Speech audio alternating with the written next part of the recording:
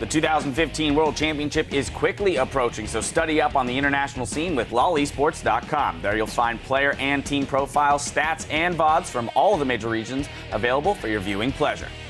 All right, now we're going to kick it off round 2 between Team Dignitas and Impulse. You're getting a look at Impulse here as they prep for this second game. With that 1 game buffer, though, gentlemen, how do we expect this to affect the way Impulse approaches game 2? I think they're going to come out and they're going to be much bloodier in this one, going for fight instead of siege, because when you have that 1 game buffer, you come back with confidence, and if you crush them game 2 with your own style, then the series is practically over at that point.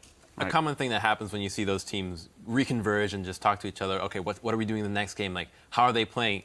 Usually you ask each other, it's like, okay, how's your mid lane matchup going? How's he playing?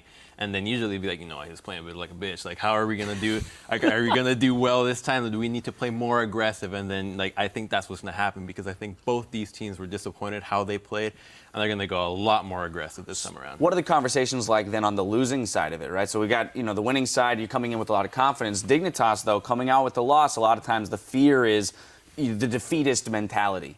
I don't think they're feeling that way, because that last fight they lost, they were the ones initiating that. So it wasn't them on the back foot by any means. They were in the control of the game after the Baron, and then eventually they started losing. Okay. What about you? Do you think I wouldn't let it chip away at me. I feel like that's one where it's like we could have just picked that a little better. Right. Let's not overreach next time. I don't think it's going to hurt them too much. You mentioned the Tristana. We also talked about the Elise. Do we expect some pick-wise? What are we looking at? I don't want to see the Elise again. Don't want to see Elise. Not on Rush. I wasn't convinced by it. Well, the strength of the champion is early tower dives, because you can drop the aggro and harass from afar, but they pick compositions that have no tower dive potential at all. So, like Janet Cog, really not much gank pressure. Yeah, if they're going to go with like a really aggressive support, then I'd like to see it. Exactly. Right, well, we did see the target bans, the Nidalee and the Lee Sin come through. That leaves the Elise, but still the Evelynn too. So we didn't see Evelynn in that game. Maybe that'll come out. And then you mentioned, Zyrene, the Tristana. So let's one quick look over there on Dignitas. Are they just not utilizing that pick well enough? Or are they going with something else this time around? Yeah, I feel like they weren't utilizing it that game. They have the chance to once again go back to the drawing board, use it correctly next time.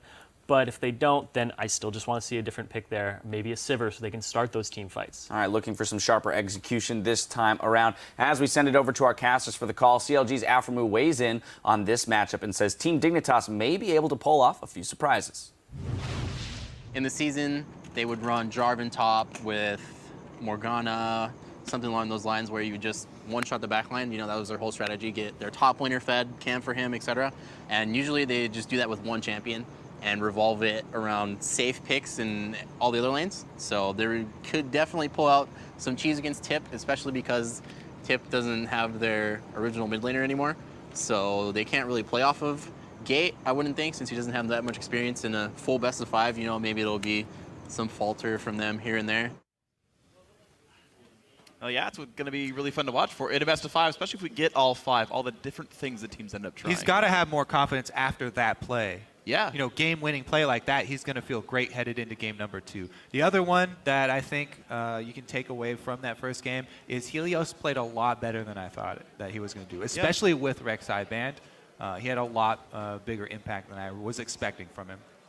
All right, well, then people showing up in the quarterfinals. Hadn't seen these teams in 2 weeks, and a lot of players played a lot better than we expected. Here we go, back into the game once again. No Maokai allowed for impact. Once again, no Kalista for Core JJ. It seems like Impulse trying to make sure their dual lane can get out of the laning phase happy and scaling up. No surprise here either. The Lee Sin and Nidalee bans worked out pretty well last time. Looks like they will target Rush once again. Well, the only thing is I wonder if they need to burn a ban on Nidalee. It depends how infatuated they were by Rush's Elise, because Helios could always just first pick that away. Yeah, as of right now, though, Sivir and Alistar both find themselves still available, and that could be fairly scary. All right, well, there's Alistar gone. Sivir, of course, could be available if you want to play a team fight comp. The strange thing is, Sivir fell completely through picks and bans last game. Yep. True. Doesn't mean that it's not a really important tool for them to use, though. Yeah, I think you don't ban away Lee Sin unless you take something else away. They have to pick this, otherwise I feel like Rush. Yeah, takes it and wins the game with it. Pretty much, yeah. Now the question is it Elise or Evelynn? Because he had I believe, the option of either and chose Elise first pick last time. And if he decides that one's better, Impact doesn't even wait to lock in the Shen. So going to go for that one yet again. Of course, Impulse can take their time to pick their jungler here, so if something else is contested, like the Shen, like this Kog'Maw, Yeah. they could be playing the exact same team comp. They're well on their way to do so, yeah. Frigg, I think you mentioned it after last game to me. Apollo on Kog'Maw did more physical damage than Core J did, than anyone else in the game, but it's more physical damage than Triss did, and Kog'Maw does a lot of magic damage within his skill as well. It just went to show how punishing Apollo was in that game on Kog'Maw, so it makes sense that they're locking it in early. Zeke's Harbinger boosts the AP from your Trinity Force also, so Extra value. You get 6 ability super power. duper strong. Now you do 8.06% of your max health. Broken Whoa! freak. It's not even the right Damage. number. It's like 6.06, but you know what I'm going for. All right, well, as we get ourselves further onto this one through picks and bans.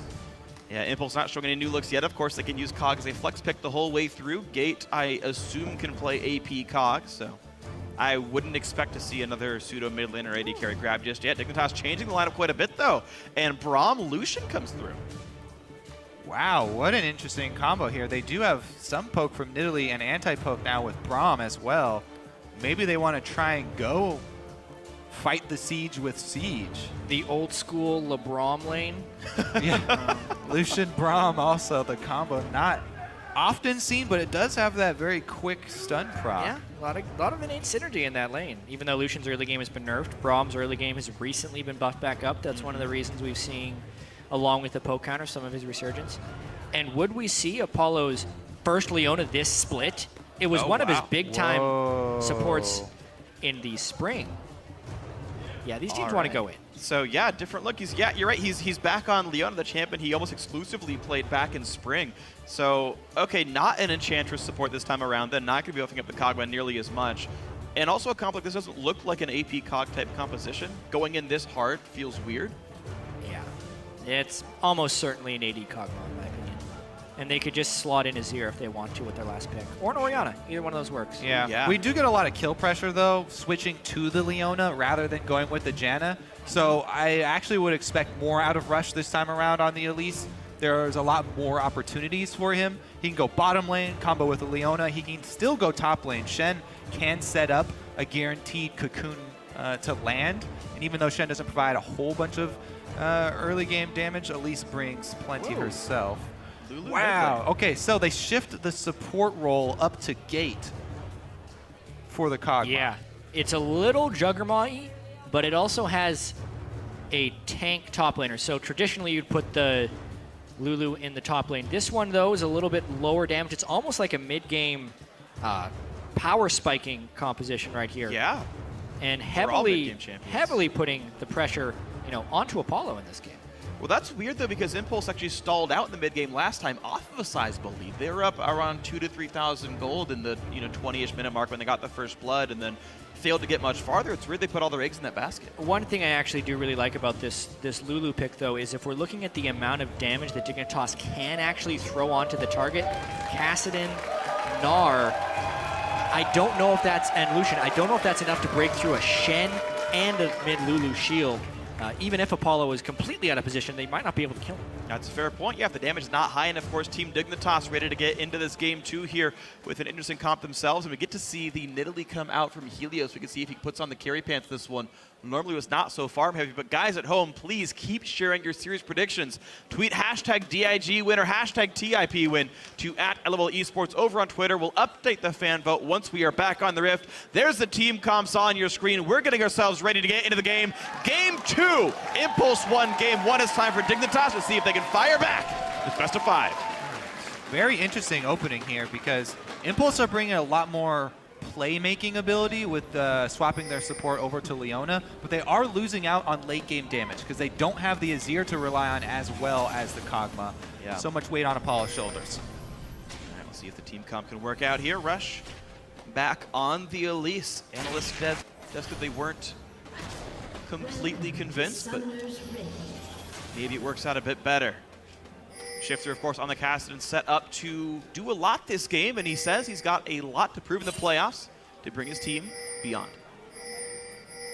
Well, I've been in the scene for a long time.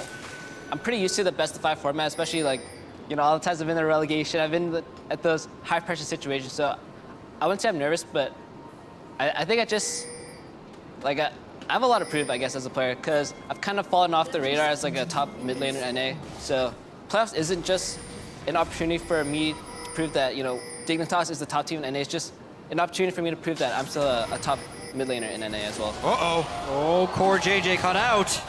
And the Braum Q misses as well, but looks like there's not quite enough auto attacks down.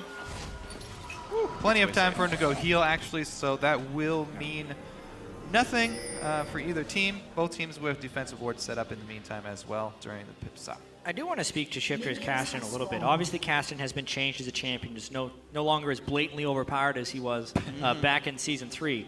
But it had been one of Shifter's best champions by far back then, because when he was on Coast back in the Challenger Series, they won pretty much every game he played Caston. He had decent enough lane pressure. Shifter's always been really good at not dying in lane, sometimes to his detriment because he gives up CS disadvantages, but his roaming skills on Kassadin were so good that he could almost snowball the majority of games he was in with, and I wonder if he's going to be able to roam this one and help him, and that's pretty much, I feel like, the only way Team Dignitas takes this. Yeah, I don't think that he is going to be able to, just because Lulu has so much more wave control than Kassadin does early.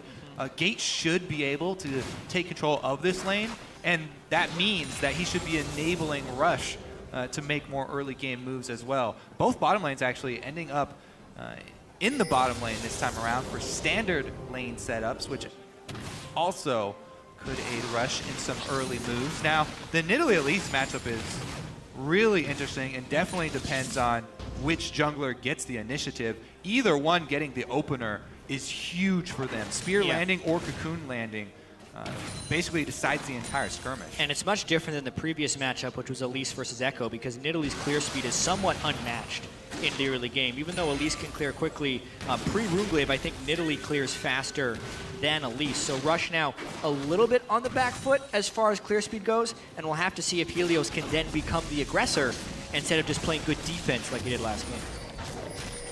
So far, so good. Helios is slightly faster on this one. They're going to end their jungle routes on opposite sides of the map. As we talked about, Crumb said, you know, Elise having some gank pressure in her lanes. Well, actually, Lulu and Leona both actually fairly solid in that regard, so we might get to see some of that trademark Rush aggression. Well, here comes the first jungle invade. Rush going to head down to a bottom lane gank. Highest probability here. Gets in behind them. Remember, the Leona swap was the big change here for Impulse. They want to utilize that CC from the support role. Ooh, good flash by him. Exhaust Salon, though. Goodbye. Nothing else for J to do. And they get the first blood. Goes to Elise. Not a bad target for it. All said and done. First blood, Hume Impulse. Yep, just as we said, trying to utilize. They made one change in Champion Select. Yeah, Crumbs also mentioned that these teams are probably going to be a little bit frustrated that they weren't able to get much aggression, maybe playing too passively. You see it from the champion select as well as Adrian's flashing in for the point-blank stun on there. Team Impulse is ready to fight this game, and they're wanting to force numerous fights. I love Adrian on Leona. You can tell he's so experienced with the champion. Hasn't played it in competitive in over 4 months, but it's an example right there of what he can do.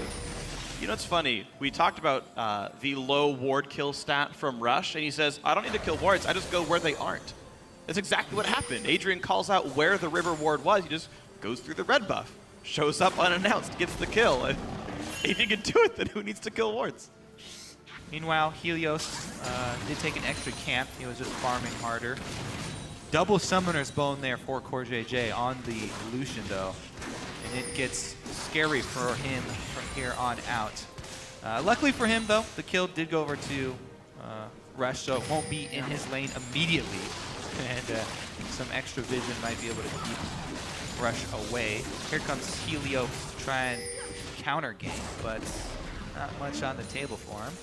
Let's see if Impulse do go aggressive. Yeah, I really wonder about the timing of this gank by Helios. Just logically speaking, Apollo hasn't shopped yet.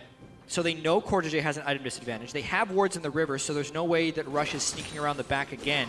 The only way it's a counter gank is if Rush comes through the lane, and it seems unlikely that Impulse would go aggressive. Oh, barely dodges the skill shot. the Still gets stun. stunned up, though. Ignite is on as well. Apollo running for his life. Oh, Adrian re-engages. No backup on the way, though, and he just takes a lot of damage for it. Braum passes setting up. Oh, God, another Q hits Apollo. Yeah, I'm surprised that they were able to get so much out of that gank, nearly nanny a kill. Apollo really walking up aggressively despite still just sitting on his Dorans and having no jungle backup anywhere. Almost cost him a kill. Does even out the summoner spells at the very least in the bottom lane. Rush looking for another fight here. Does he step on the trap? Yes, he does. Usually, if I step on a trap like that in an enemy jungle, I start running immediately. Because you never, because he has no vision. The spear could come out of anywhere. He was in human form as well. No spiderlings to block it. But the spear does not land. That's interesting to note. I don't believe the Hunt debuff shows up unless Nidalee was nearby. Granted, she was shown bottom lane, but I think by having the Hunt debuff, he also reaffirms that Helios in bot lane. They're going to stay safe for now. Bit of damage on a KorJJ, but no really big overextension. Of course, again, it was a flashless Kog'Maw with exhaust is up, though, to keep things safe. But Apollo really just needs to back and buy a Phage machine or something. Rushes around. The E comes in. They want Kiwi Kid. Goes right back out there. Rush comes Adrian down the gets river. stunned up, takes some damage. There's a penalty. They want this fight after all. Teleport comes in, though. Gamsu is going to arrive. Who goes down first? It is not Kiwi Kid. Ooh. They don't get the damage. They don't get the damage, but there's still time to get to the turret. Impact has the aggro. Gamsu canceled his teleport. Didn't show up after all. I'm not sure he should have canceled. Yeah, Oh, that they would have been a definitely would much have picked up kills there. Yeah, that was a very interesting choice right there. They kind of dove really hard. They stick no. around. No, Helios! Helios! Didn't see that one coming. Cocoon to the death. And just walk away. Just walk away sometimes. Sometimes you got to walk away. They had no vision in the brushes. Gamsu will be pushing up the top lane, but that was an ill-advised move. Yeah, Gamsu canceled it all on his own and went back and watched the rewind. He had flank position too. Yeah. Full health, level so- 7 Gnar. He hadn't shopped, but neither had Shen or Kog'Maw. He had a bit of rage bar building up as well, but doesn't could've pull the made trigger. And Dignitas do go down, giving up kill in the bottom lane. Very strange. Maybe some miscommunication. Yeah. All right, let's try and figure out here if the teleport cancel was because the fact that Team Impulse got so many turret dives on meant that they were pretty strong coming in. Okay, so Apollo probably would have died. Rush already used his cocoon, and Apollo doesn't have any summoners. Thing is, I see KorJJ and Helios being completely out of mana. Team Impulse could have just turned back and 1v4'd the Gnar. Maybe they trade kills, but I feel like that teleport actually would have been near certain death. Either way, that's the actual certain death. Exactly. That's the play that mattered. Man, I'm surprised. Yeah, Impulse all at like 1/4 health all stayed in that brush together. And they realized that they weren't really in danger of being there. And the overextension by Helios. Yeah, I mean, very smart. That was an aggressive move that paid off there, being in a forward position. So 2-0 in kills and a nearly 2,000 gold lead. Impulse seemingly relying on a strong mid game, and that early game setting up well for it. Gamsu still playing somewhat aggressively up the top side, even though he had some free time up there. We just saw Impact teleport back to the top lane turret to collect the farm, not fall too far behind. Oh, Apollo level 6 in the bottom lane too. With that CS advantage and the early sheen once again, KorJJ is going to have a really rough time heads up in this lane. And the constant threat of kill pressure from Adrian is huge. Leona also level 6. Oh, and they've got a pink ward there setting up easy avenue for Rush. So bottom lane for Dignitas now has to play really defensively, even when Shen Ultimate is not up. Shifter looking to roam. And Shadow Dash is already down. There are no escapes left for Impact. Ignite comes in. He's going to go down. A kill goes over to Gamsu. Nicely dove. There's your fifth Shifter roam. It's incredibly important that that roam worked for Shifter as well. Rush, though, 1v3 kinda. Ulti in for Kiwi Kid. The stun is dodged by Repel, but still gets hit up by the passive. Shenal's back up. They can Perfect go. ulti by Adrian, and they get one back. It's actually mid lane turret going down to Gate, and now the push keeps going on. Low health on Adrian. Gate finally showing up. Flashes, gets the wild growth. Adrian did not have to flash out, though. Miscommunication. Helios will walk away. Didn't tell Adrian that he was on the way. The fight continues, though. Shen has ulti. Circle around. Now Shen is actually alive to use the ulti, There's the teleport. Does And get again. canceled again. but now they can dive because it's a 4v2. That one he should have even press completed. the button in the first place, but he's going to cancel right away. Nowhere to go. Helios gets taken out by Gate. Assist goes to the Kog'Maw. Core today for certain dead. Tries to get some damage. Does not quite kill off Apollo. It was close, but a double kill for Gate. Okay, so first teleport cancel, probably a good idea after reviewing. Agreed. Second one, though, Bad idea. would have stopped that dive. Yeah, most likely. A full health Gnar under the turret, even if your other two are low, you can defend that 3v4. But he knew there were 4 people coming down there. The Shen ult was guaranteeing it, and then you could tell they didn't even try to hide under the turret because they knew it was certain death. Now Gate has been able to kind of answer Shifter's one roam. We mentioned Shifter needing to get the roam. He was already losing in CS. Now, since he didn't even get the kill, Gates, every time he goes back to that lane, he can instantly shove it in, almost no fear of counterattack. It's looking pretty grim for Team Big and Toss here. Again, worth pointing out that mid lane outer turret went down to Gate. The roam by Shifter got a kill. His roams around the map were fine, but Gate showed up late to that fight to knock down a turret, get further gold for his team. He's very far ahead now, highest CS in the game as well. And, yeah, Gate and this Lulu, the early game pressure working out, winning lane. Yeah, and with all this weight on Apollo's shoulders as well, 104, not doing too shabby, second highest CS for him as well. Everything going really well for Impulse in the early stages. Yeah, I mean, even though Apollo did get the kill early on in the game with the gank, if you're running a Juggernaut composition and your bottom lane gets summoner spells and a kill early on in the game, that just sets you up for so much success. Also, when you're considering your Lulu, who needs to do pretty well in this team competition in order to provide the right type of shielding, had what was almost a free lane against Shifter's Kassadin. Yeah. These things are going very well. What do you do? What do you do as a brutalizer Lucian against Trinity Force completed Kog'Maw? He activates W and 2 hits and you forces you out of lane. run away. basically. You're one Lane- ult lane lands swap? on your head and Yeah. you gotta Like- run for the hills. This is what happens at AD carries because BF Sword costs so much money. You just get really bad recalls sometimes. Core's first recall, pickaxe. That's acceptable. So it happens, whatever. His second recall, longsword. And he's like, well, now I'm screwed. No, his first recall was longsword because he died. Oh, it was that So early? he was almost trapped into this build a little bit if he wanted to go that direction. Well, it is attracting right. a lot of attention from the junglers, both revisiting the bottom lane, and they should be able to at least clear out pink ward vision in the tri-brush. It's also a little mind game trick that you can have, doubling up pink wards and green wards in the same spot. Oh, yeah. If someone clears a pink ward, they rarely think that you have also green warded there. So if you really want vision on a place, drop 2, and people will usually not sweep it as well. All right. Well, Dragon number 1 goes over to Impulse. Slightly early smite by Rush, but shouldn't be too bad for him. Apollo actually still sitting at 100% co-participation for the series. He's 15 of 15 so far for Team Impulse. Highest, pretty good, in the overall series as a whole. AD carry picking up pink ward even. Yeah! Making up for Rush. Somewhat of a rarity, actually, having AD carries pick up pink wards. Most AD Always have carries, at least one. most AD carries have under 10 pink wards purchased on the split in North America. That's under 10. horrible. Yeah. Even I buy more words than that. I mean, they place wards, just pinks, not particularly. I've seen Sneaky sell his boots to buy a pink ward, so that is commitment. I remember when Crepa was here last year, he So yelled at AD now that I carries not say selling that, Dorans I for remember you. looking at the stat. Now that I say that, I'm not 100% sure. So I will check after this game or have someone check for me during the game and confirm that stat. Sorry, guys. It's okay. If it's right, then I'm not sorry.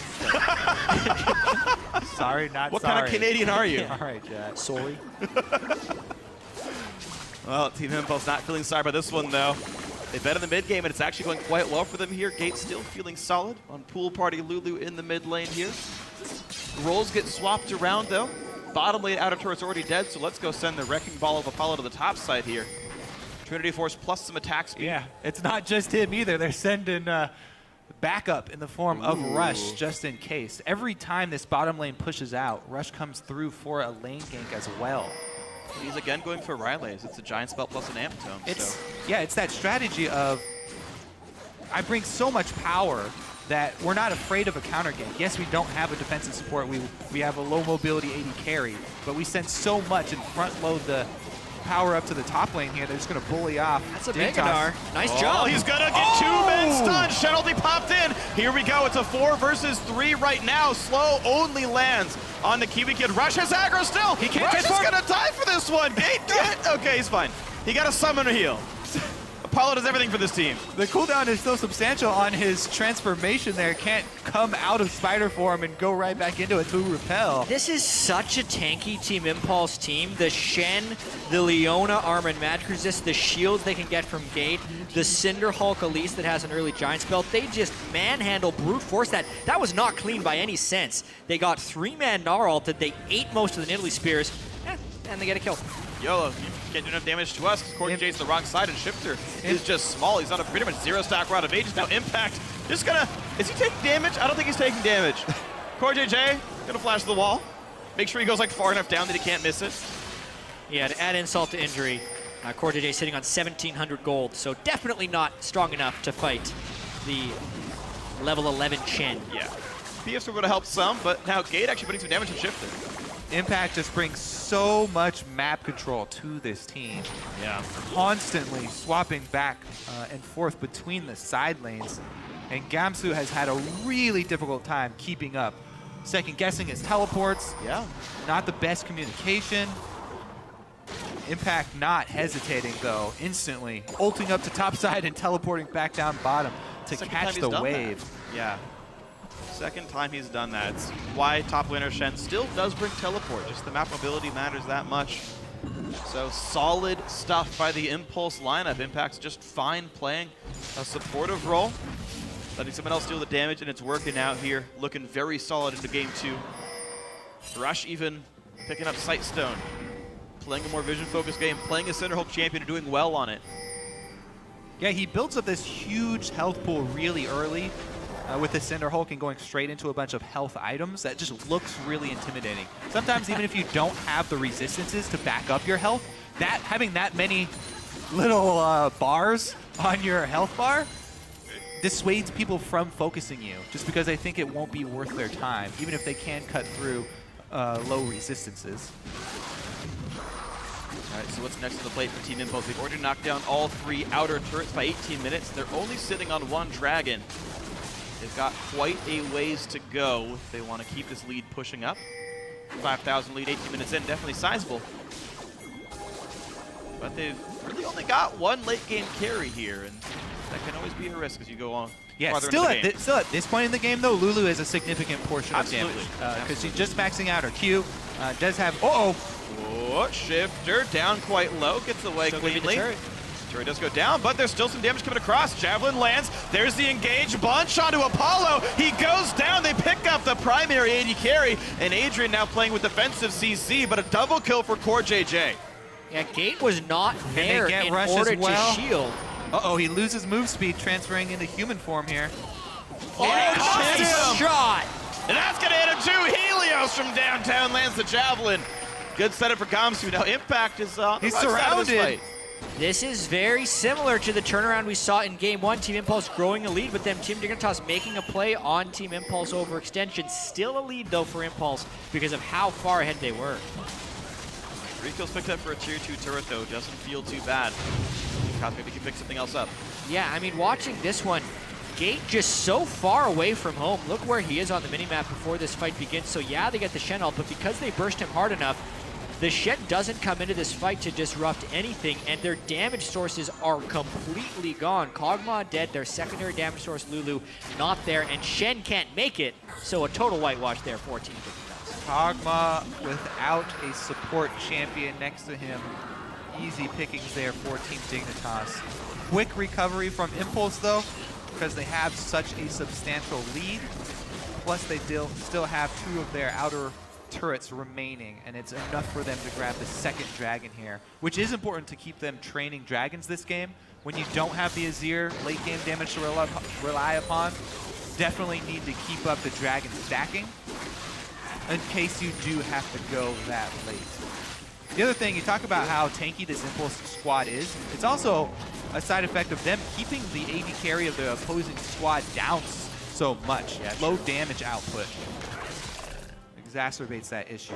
Double kill helps a fair bit for JJ, though. Yeah, getting he's the only Infinity 500 Edge gold this down. early, yeah. He's only 500 gold down behind Apollo. Sorry to cut you off, Chad, but certainly KorJJ can be a threat. Maybe, actually, I feel like you're unlikely to see Zeke's on Kiwi Kid, but maybe he goes for that after what looks like Aegis as his first major purchase. It will be late. Same for Adrian, though. Maybe we see it on Gate. Is a mid lane item as Alex. Yeah, Alex Sitch ran it 3 games in a row in the Challenger Series semifinal. As shown. A solid choice. You know, on Lulu, actually, being a sport champion herself anyway, would make a decent amount of sense. Yeah, any low cooldown mage is going to get stacks really, really fast. She cares about the raw IP, cares about 10% CDR. I don't know, there's a chance we see it. But The more we talk about it, the more I want it. I know. Gate, it's do it. really good. I think it's super strong, actually. I think it would be perfect here. Yeah, it's an interesting choice as a mid laner because as a support item, you get the attack damage and ability power boost on yourself and the Link, but that's really just for your Link. But if you do it on a mid laner who already has a lot of AP, you're almost doubling the active power of that item, which is why it's actually a really cool thing to do on the more supportive mid laners like Orianna and Lulu. I mean, Lulu just seems like the perfect one. All right. Anyways, in the bottom lane, Gamsu doing work on the turret. And he's almost going to knock it down here. He's actually was solidly winning lane in this matchup last game as well. It just didn't matter because Impulse had so many kills and turrets and whatnot. But Gamsu, again, actually getting a lot of pressure in the matchup. 4 men top lane here. TP is not up for Gamsu, but Impact has the ulti. Yep, and there's that Thao with Apollo on the front lines with this Kog'Maw trying to chunk down the turret. He's got Lulu, shield, and ultimate to rely upon. Shen also can be called down. So sitting on the front lines. And Adrian would be the counter engage. 4,000 gold lead for Team Impulse. Bottom and out about to go down, though this gold lead gonna start to get shredded away a little bit, and there's still an outer turret in the mid lane waiting for Team Dignitas so they can get a decent fight in. So the gold can get closer pretty soon. Dragon 5 would not happen until about 39 minutes in this game if they did it on time. That's of course very far away, and that gives plenty of time for this Kassadin and Nidalee to stack up their recently minted Rods of Ages. Yeah. Once again, Team Impulse in a bit of a lull, but they've already killed 4 turrets. So therefore, they have to be very strategic about the way they move in now. They got to get wards down, seemingly, if they go to invade the enemy jungler to set up for the next plays. Last game as well, Team Impulse tried to do a lot of Baron forces. It somewhat backfired on them. But this game, they have much more initiation, so I think baiting a Baron could very well be a strategy if they get some more pink ward and ward sweeping coverage. Yeah. Again, I still think they're really going to focus on dragons. It's so much easier for them to take those and stack them. Plus, it's a lot easier for them to bait around that area and keep Impact split pushing. As of right now, Dignitas doing a good job of keeping up that vision on Baron. Yeah, Impulse, dear lord. Press F2, look at the Impulse vision. It's ridiculous. They have like the entire map lit up across the midline. This is ludicrous.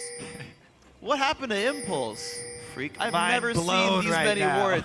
I think this is like they're as many as they bought for the entire season. Like, Well, that's definitely... Yeah, that's slight definitely not hyperbole. true. But in a single game, it would be interesting to check. We'll have to get the numbers on that, for sure, at least per minute. The ward pacing, 2 upgraded trinkets in their soul lanes and 2 sight stones on their jungler and support. So really maximizing how many wards people are doing. Definitely 4 people in this game capable of hitting ward cap the entire time, just based on their items. And I think Apollo's going to do the same route. He has not gone blue trinket because he's Kog'Maw. You might as well just press R instead. This is one of those champions you can just go for a warding totem, and they could overkill on wards. Only 2 sweepers though. Mid lane under fire. Kiwi Kid able to get away safely. The problem is there's no ranged stuns that aren't Rush's Cocoon. So picking people off requires a pretty big commitment.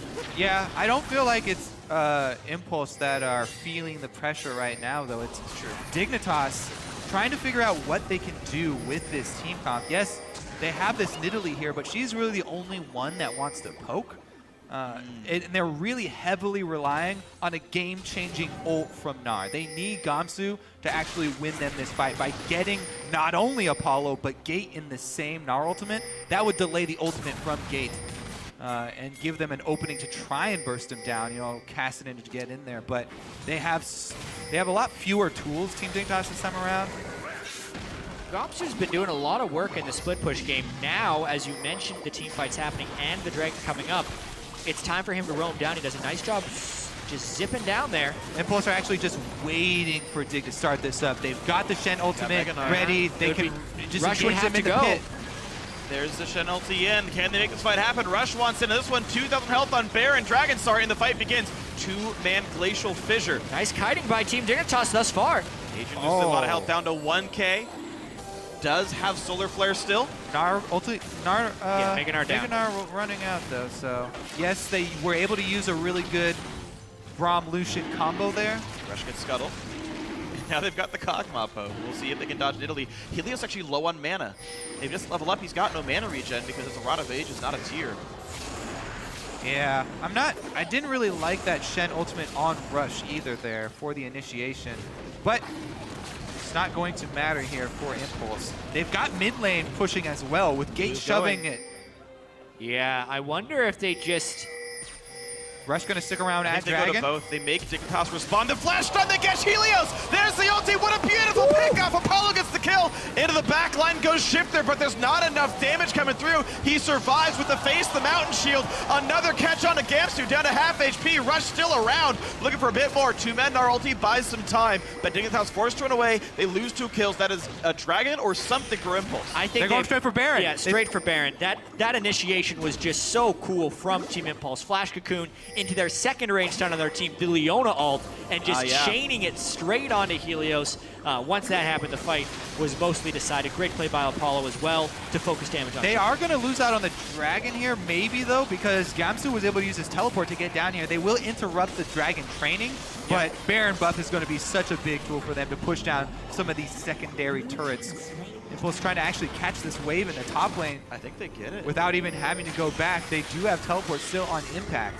Yeah, I mean, they saw Core and Gamsu take down the Dragon right there. They know these guys will not be here in time, home guards or not. So, turret number 5 for Impulse. Yeah, so let's talk a little bit more about Elise. People have been discussing, you know, what exactly made her so strong. You know, and of course, in the last patch, she got a whole bunch of different little buffs. But one of the biggest things to me that I realized when I started picking her back up again is one of the previous buffs that she got several patches ago, where the speed, missile speed on her Cocoon was increased from 1450 to 1600. You cannot dodge that unless you're really quick on your flash or you're scripting or something. So the flash and Cocoon here from Rush, as long as you have good aim, it's extremely difficult to dodge those Cocoons now. With that missile speed buff still remaining, plus the addition of all the extra damage buffs that she's recently gotten, and the duration increasing. That initiation there was beautiful from Impulse. Rush and Adrian combining. And nicely done, Impulse, the mid lane, the mid game power, almost 7,000 gold ahead here. Baron buff on. They should be getting at least one more turret here. It'd be surprising to not see more. Got enough shields to give to the Kog'Maw. Leona may not be able to keep people alive that well, but Face the Mountain helps certainly a little bit. Plus the Age is probably going towards Locket. Provides actually about as much health as the Janna would. And Team Impulse hitting a pretty powerful point right now. Void Staff obviously on Gate as well. They're going to be trying to siege this up. This is one of the hardest turrets to defend. One hit on that turret, the shields are gone. Also, it opens up for some pretty dangerous flanks. If Rush wanted to go in that way, he can also buddy up with Impact. With that being said, Dignitas is not even trying to defend that turret. No reason to try here. Inhibitor turret's much more likely to be defended. They're gonna set their defense up. How much damage can they do? Apollo actually going for the enemy champions, but I mean, they didn't even have Cast in there at the start. They're getting the whole thing right now, and the fight! And it's gone, and there's the stun, and there's the engage. Kiwi buys a bit of time, jumps away, actually will survive for now. And there's a Gnar ulti, they catch Apollo. Is the burst enough? He's trying to get away. Lulu ulti catches herself, actually, not the AD carry, but there's still some follow-through. One kill traded on both sides. Shifter gets out, CoreJJ does not. And a Glitterlance long range picks up the second kill of the battle. Inhibitor's open, Inhibitor's there. Wow. In that fight, Adrian stunned Shifter after the ultimate and before he could get off his Force Pulse to follow up the Gnar ultimate. He was on that, knowing what was going to be coming in. Team Impulse with 2 dead on the enemy side are really looking to push this one for a fast win.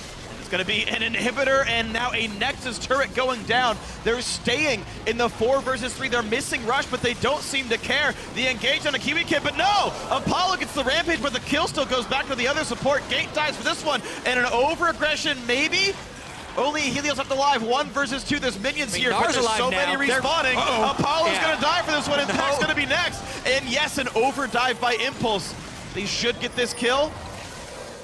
Can he dash over the wall? It dashes up now. Yep. Gets away from the slow. Good. But he doesn't run as fast as these guys. They've got move blocks too. Run away from the brush. Oh, the slow's in. Yeah, he's going to get the speed boost too. Yeah, Mercury Tread's reducing the duration of the slow. He can Another There's no wall! speed boost there. dashes up. He can get over this one. He's fine.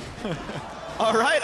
All things said and done, a 4 for 4, I believe. But many turrets picked up the Inhibitor as well. Impulse, of course, far in the lead.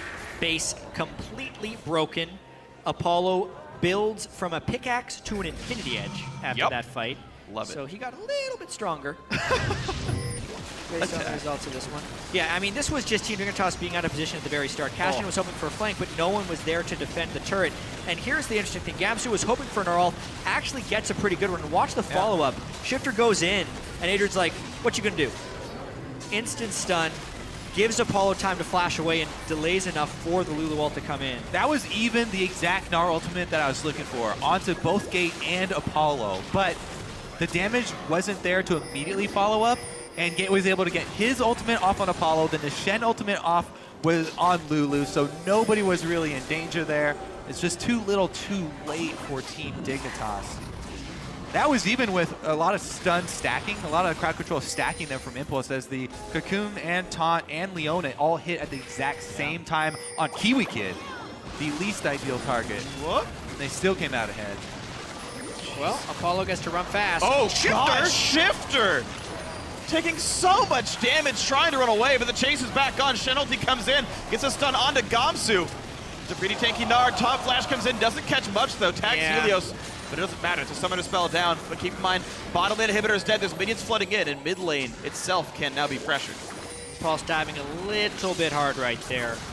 See if they can get in to defend, to push this Inhibitor. But I feel like they're far enough away from base and invested so much in that they're probably just going to go prep the objectives. Yeah, I mean, Dragon's up in 30 seconds, so clear some of this blue side and head on over there. Inhibitor will still be down. Super Minions will march into the base and keep Team Dignitas occupied. All right, so no big rush in this game for Team Impulse. They could have gone really greedy, look for the mid lane. They choose to, as you say, play for the objectives, play for things that are a bit more secure. Dragon 3 on the field in 6 seconds. A couple of recalls come through to buy their last few items, but this might be the attempt at a game-winning push now for Team Impulse. Red respawns. They just saw the blue away. Look at the red now as well. And now Dragon's up. Yep. Take Dragon, then take Baron after that as well. Pretty easy pickings for Team Impulse. By that time, Shen Ultimate will also be available. So, barring a very big snafu from Impulse,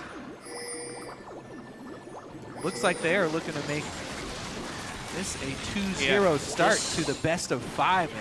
It's been a much better game for Team Impulse than game 1. They jumped out to a larger early lead. They picked a less defensive team composition. They also had a solid pick there at the end for Gage. Yeah. Knowing exactly what Shifter is going to be trying to do with Kassadin. They're exposed it for the lane weaknesses, and they're also really punishing Team Dignitas for their somewhat lack of damage. It was actually something the analyst desk was looking for as well coming into this game. They wanted a more aggressive support to work with the Elise pick. Yeah. And that's And it worked. exactly what Impulse did. And then they switched the defensive duties over to the mid lane. All right, well, here's the push right now. They want Baron Nashor. Can they find the pick, though? Kiwi Kid does get taunted up. They just pile the damage into the support. He flashes, jumps away, stays alive. And actually, the support will live, all said and done. The re-engage a bit of slow from Gamsu. Yeah. And Dignitas just stopped the Baron. There's one thing Team Dignitas has done well this game. It has been kiting at the front end of team fights, but it's the re-engage that seems to be crushing them again and again. Rush with some flank position. Here's a re-engage.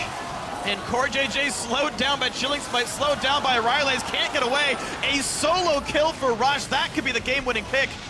Out goes Shifter, slowed down, runs away. Rift walks as well. So that's going to leave open space for Baron Nashor. No teleport for Gamsu, no AD carry, no mid laner. It's theirs. Yeah, so a nice job of Team Impulse not really committing to the Baron, knowing they had a lead, and peeling off the communication, which has been one of the Achilles heels for Team Impulse. Most of the split seems to be pretty clean with Gate in the lineup in these few games. Now that they've had the 2 weeks of prep time with him for scrims, it's looking pretty solid for Team Impulse here. Even his individual performance Has improved. Yeah. That was also one of the things we were looking for coming into this matchup, though. Shifter, one of the least punishing mid laners to play against, if not the least punishing, always, aside from a few games, having a negative CS differential at 10 minutes. It was definitely the case in this game, with Gate having an advantage over Shifter. We did see Dignitas changing their style up a little bit, though. I said, okay, well, Shifter, you played a hold the line default mid laner, just fighter guy and playing Victor. Now let's go for Cassie, go for the heavy roamer, go for the big plays. Yeah. Go for a skirmishing bottom lane as well, so they can really scrap and find some picks. That unfortunately did not work here for Team Dignitas, but now the battle will resume. No Lulu yet in this fight. The battle begins. Rush knocked around a fair bit. Agent also taking a bit of damage, but still there's plenty of durable tanks to buy some time. Gate has joined the fight. Ulti knocks up a few, and one kill already comes through. The kill goes for Agent. Now one for Apollo as well. The chase down continuing a Shifter. Also going to drop a double kill for the Kog'Maw. 3 picked up. Into the base they go. This should be the game for Team Impulse. All right, that started off as a 2v5. Yes, and it did. they were unpunished. They kill 3, lose none. They're refreshing this inhibitor. They're probably taking 2, and like you said, probably taking a 2-0 lead in the series. All right, 37 minutes and 30 seconds, a bit faster than the last time around, but it's a much more convincing win, all said and done. 16-9 in kills. The Nexus will fall. 2-0 start for Team Impulse. They are 1 game away from the semifinals. Close to having 2-3-0 back-to-back playoff openings here for both EU and North America. Yeah.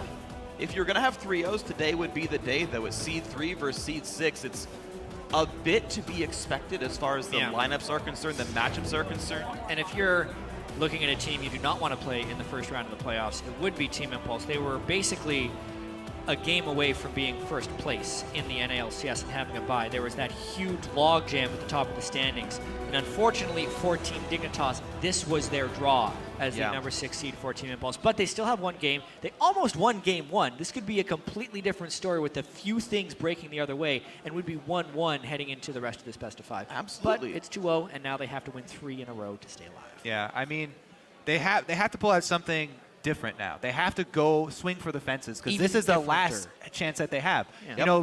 They were able to get their victory over Team Impulse with Gamsu on Heckram, smashing and just taking over, carrying the game. He can also do that on Jarvan.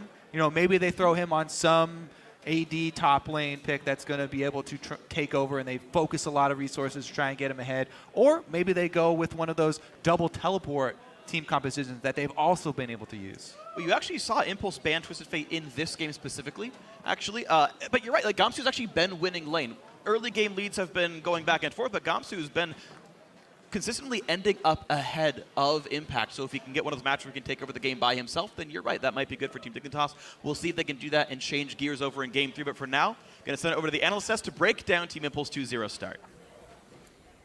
Thank you, gentlemen.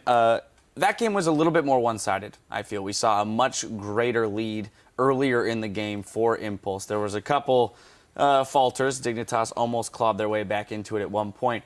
But I feel some of those, that early lead came from some of the adjustments we saw Tip make in Champion Select. Yeah, I love the Leona, the aggressive support paired with the Elise. I said, if you're going to pick the Elise, like I didn't want to see it again, but if I was going to see it again, I'd want to see it with that aggressive support. So I like that adaptation.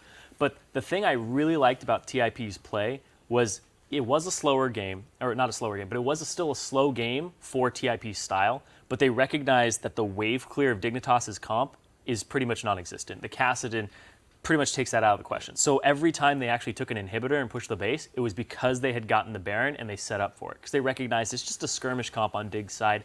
TIP has Protect the Cog. Go ahead and play around these objectives and then exploit the no wave clear. Going into this next game, I got quite a few concerns about Dignitas. First off, the blind Kassadin. This is not a champion that you blind pick ever. This is a counter pick champion. I guess they were thinking Gate would just pick Azir or Victor, but pick Lulu. He gets shoved in all day. He will lose the tower first, has a lot of pressure, and then Kassadin jumps into a fight. Polymorph, he's already out of the game. So did not like that pick at all. Another concern was, they first the Gnar into Shen. This is a matchup that Gnar has to win. Right, and you're seeing Dignitas on your screen here as you raise some of the concerns for them. Down now 0-2, they're looking for that reverse sweep.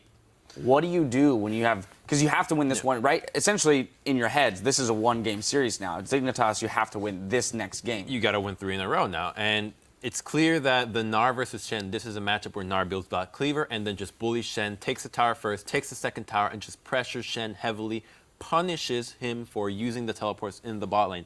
That did not happen. Not at all. They took the first tower down, but that's because of a Kassadin roam. Like, there was no pressure from the Gnar into Shen. He should be having a CS lead. They cannot play against Shen. They're making these plays in the bottom lane when they know there's teleport, there's Shen ultimate, and they're just completely disregarding it. You need to ban it because otherwise you're going to lose the next Drop game. the Maokai ban, put the Shen right in that spot. But One here's the less scary level. thing, is this is not a normal TIP. They're warding a little bit more than they were in the regular season. They're playing around Apollo constantly. So even if you ban out this strategy, they can still go back to what they were doing before. So that's actually very scary because you've only got one game left. And if you mess it up one more time, you're out. Sivir has been left up as well, so they can go back to that. But Dig had gone with the Braum Lucian, super aggressive bot lane. But there was no synergy there. You need the jungler in the bot side to be able to go for it. They got caught from a very overextended gank, which is super predictable, knowing Elise starts in the top side. She just makes her casual way down to the bot lane and gets a free kill, and then it just goes over and over and over. And Nidalee should be there. That's the most important lane for you right now, where you're putting all your eggs into, okay, we're hoping this Lucian can, snowball over the cog. Didn't happen at all. Yeah, and when you play Nidalee, a gank could just be, I show up to the lane, it's now a 3-on-3, and I just poke you guys down and eventually take the turret, and they never did that. Yeah, there's an interesting thing here where, as you mentioned, Tip is assuming a different playstyle than what is expected. Going into this week, you would have been like, oh, okay, well, they're going to try and get rushed on a super carry. Apollo will play Sivir, most likely, if it's up, and they've completely departed from that. And it seems to be throwing Dignitas for a little bit of a loop here, that they haven't really established what is going to be the winning strategy against this team that is all of a sudden playing a little bit more standard. And it's not just something that's actually going to throw Dignitas off. If TIP make it further, they are actually showing that they flex more strategies. So Dignitas have to go, all right, let's go back to our strategy here. It's do or die. We have to run what we know how to run. You were talking about running a Hecarim top on the caster desk, I believe, and going to a strategy where Gamsu can carry, shut down the Shen, ban it, get him out of that lane, and get him affecting the map. You got to remember, though, that Tip has been picking the Cog and Shen pretty early. Those two are flex picks all over. You can have the Kog'Maw in the mid lane, the Shen as a support, so they can just completely change it around. And one pick that has been not played at all has been the Olaf. Like, everybody's been practicing Olaf. Everyone's going crazy for the Olaf top. Hasn't been played. Not sure why. It does well versus Shen, does well versus Maokai, does well versus Gnar, good versus Elise, Leona, and all this kind of stuff. And if we need Gamsu to carry, I'd like to see him go to that pick. Yeah, Kobe also mentioned up there on the desk, although it was banned in this most recent game, the TF option for Dignitas. If you are looking at, the effectiveness of the Shen, which is that he can TP twice, essentially, to a lane, and how Impact is able to out-pressure Gamsu in that arena. If you can find another global, if you can get Shifter onto that other global, let him affect the other lanes, that might be, an area of attack. So given that we go back to blue for Tip and Dignitas on red, Tip didn't ban the TF in the first game. That might be available to them this time around. I think that for Dig to win this third game, they really need to just look for the first game and what happened in this one. The second game, they misplayed the lanes. They didn't account for rush, just flat out lose lane, have poor picks, and then you can't really come back if you have no wave clear to stall the game out. So the first game, they did a much different thing. You go for more late game scaling, you got a lot of team fighting potential, and you have really good pick potential with the Echo Stun, with the Alistar as well. So why not go back to that? Like, you're gonna have to do it and just go for a lane swap again. I think the lane swap was really a good thing for them, because what happens is when you create the lane swap scenario, you create usually 2 long lanes, and then everybody can shop and has an influx of wards from the gold, which allows for a lot more safe play. So if you have lane bullies after the lane swap is over, then it becomes very predictable where the junglers are going to go, and you can just maneuver your way around without really worrying about rush ganking your lane. Dignitas has a lot to consider going into Game 3 here. Team Impulse are just 1 game away from closing out the series and securing their spot in the semifinals. We'll be right back with Game 3 in just a few minutes.